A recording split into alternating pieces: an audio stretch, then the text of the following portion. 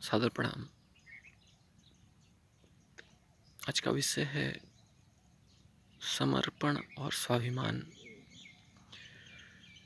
यूं तो समर्पण और स्वाभिमान के लिए समाज में बहुत सारे बड़े से बड़े उदाहरण मिलेंगे, लेकिन कहते हैं उदाहरण वो होना चाहिए जो आपको प्रेरित करे, जो आपको प्रेरणा दे।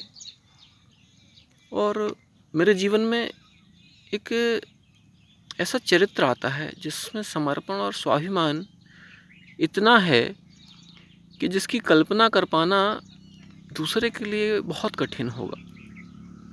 ऐसा नहीं है कि लोग उस पात्र को जानते नहीं हैं, उस पात्र को मानते नहीं, मानते भी हैं, जानते भी हैं। मैं बात कर रहा हूँ रघुकुल भूषण भरत कुमार की, हमारे भरत लाल जी की। भरत लाल जी का जीवन जितना हमने सुना, हमने पढ़ा, हमने महसूस किया, उस चिंतन को समर्पण और स्वाभिमान हर पल हर क्षण, लालन पालन कितनी सुख सुविधाओं से हुआ। और स्वाभाविक सी बात है, दशरथ जैसे सम्राट के पुत्र होना अपने आप में बहुत बड़ी बात है।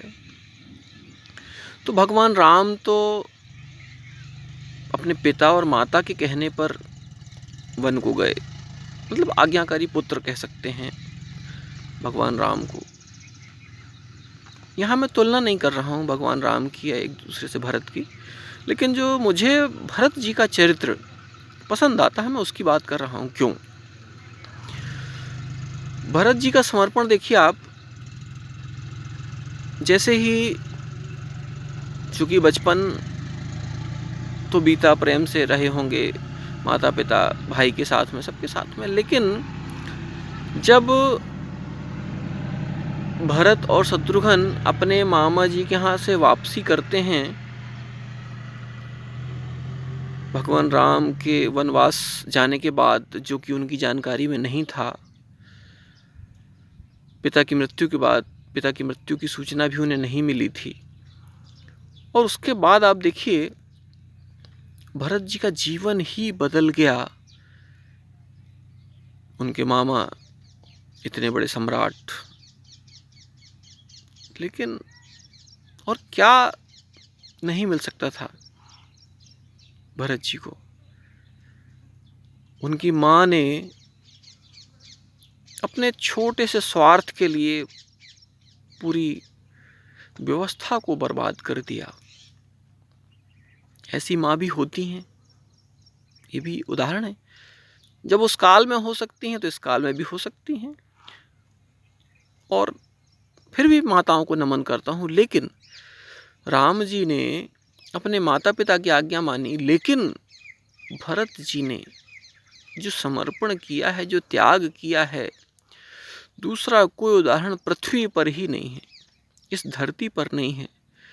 और हर एक स्थान पे भरत जी का तिरस्कार हुआ।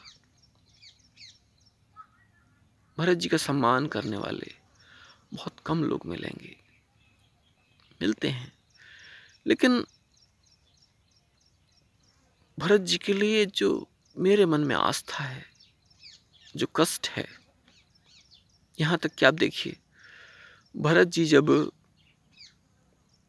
भगवान राम को लेने के लिए पहुंचते हैं, रास्ते में जितने लोग भी मिलते हैं भरत को हीन दृष्टि से देखते हैं। मुझे बड़ा कष्ट होता है। उस समर्पण वाले व्यक्ति को देखो आप, जिसके अंदर का समर्पण कितना, त्याग कितना। लेकिन उस नाविक ने भी, उस राजा गुह ने भी भरत से यही पूछा कि आपकी क्या इच्छा है, आप राम जी के पास क्यों जा रहे हैं। कितना कष्ट हुआ होगा उस व्यक्ति को कि जो अपने भाई से मिलन की चाह में, बिछोह में दुखी है, और उसके ऊपर एक ऐसा दोषारोपण किया जा रहा है गलती की कैकेयी ने, दोषारोपण भरत कुमार जी के ऊपर, भरत लाल जी के ऊपर। आगे बढ़ते हैं, जितने भी लोग मिलते हैं भरत जी को तो सब यही पूछते हैं कि भैया आप राम जी से क्यों जा रहे हो मिलने, आप इतनी सारी सेना लेके क्यों जा रहे हो। यदि मैं पढ़ लिख रहा होता ना तो भरत जी पर पीएचडी करता मैं, और चाहता कि मेरा जीवन भरत जी जैसा बन जाए। मैं भरत नहीं बन सकता लेकिन उनका अनुसरण तो कर सकता हूं। धन्य है वो भरत। यहां तक कि मुझे ध्यान आता है कि जब रघुकुल भूषण भरत जी रामचंद्र जी से मिलने के लिए भरद्वाज मुनि के आश्रम में पहुंचते तो भरद्वाज मुनि ने भी पूछ ही लिया,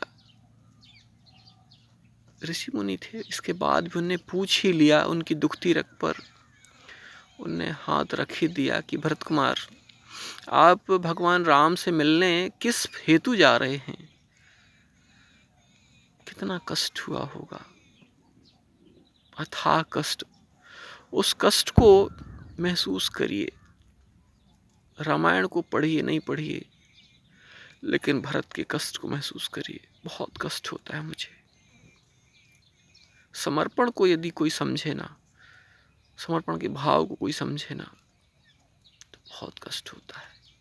फिर भी भरत कुमार ने कहीं कुछ मन में ऐसा कुछ रखा नहीं कि जिससे वो किसी को भी आहत करें।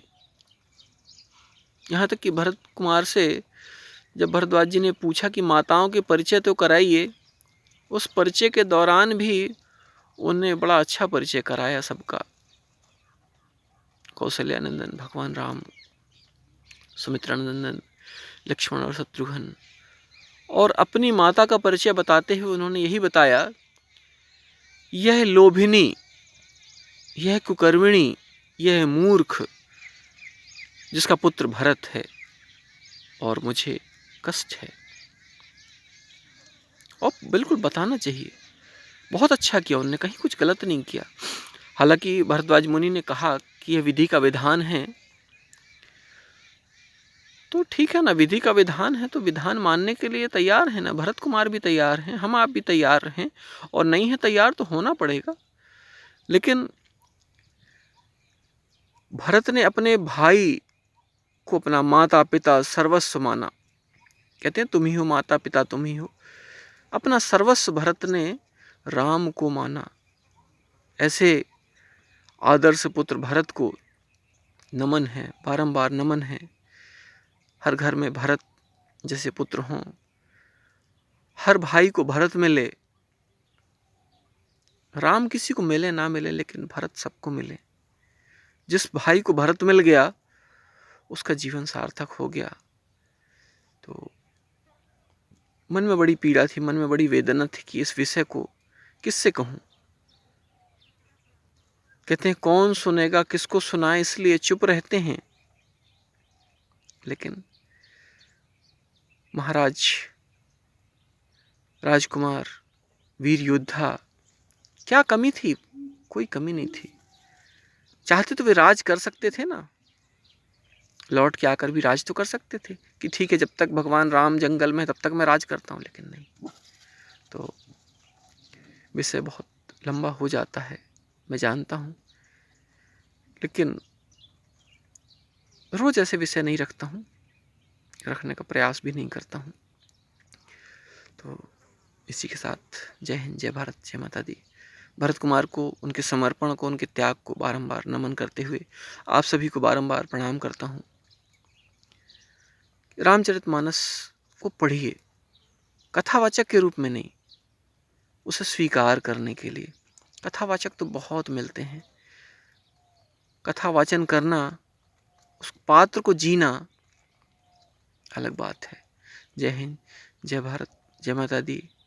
त्यागी जी आश्रम, स्वर्ग नगरी, सर्वधर्म तीर्थधाम, विलायत कला, जिला कटनी, मध्य प्रदेश, भारत। जय हिंद, जय भारत।